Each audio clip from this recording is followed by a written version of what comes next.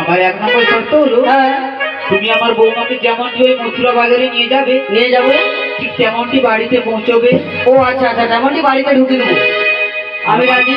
রাজি? হ্যাঁ, আর আমার 2 নম্বর শর্ত হলো বেশ ওই বল। যে দিনমণির আলো দেখা যাচ্ছে না, ওই দিনমণির আলো দেখা যাচ্ছে। ওই দিনমণির আলো থাকতে থাকতেই বৌমাকে বাড়িতে পৌঁছতে হবে। বেশ, তাই রাজি।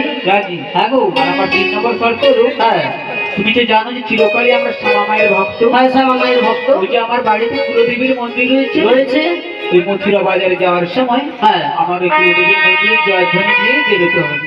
ও আচ্ছা আচ্ছা, ঠিক আছে ঠিক আছে, আমি তাই রাজি। রাজি? হ্যাঁ। বেশ, তাহলে তুমি এখানে বসো, আমি আমার বৌমাকে ডেকে দিচ্ছি। বেশ বেশ। বলিও গো রাধে, বলিও গো রাধে।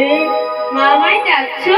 তোমায় ডেকেছি এই কারণে যে তোমার মাসি এসেছে, তোমার মাসির সাথে তোমাকে ওই মথুরা বাজারে তো দিদি কি করতে যেতে হবে গো? মাসি? মাসিকে তো ঠিক চিনলাম না। বাইরে বেরিয়েছে, মাসিকে প্রণাম করো, ঠিক চিনতে পারবে। ঠিক আছে মা, মাসিকে বসতে বলো, আমি যাচ্ছি।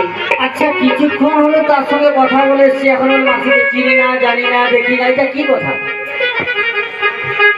বলি ললিতা, সখী ললিতা। বলো বলে রাধে।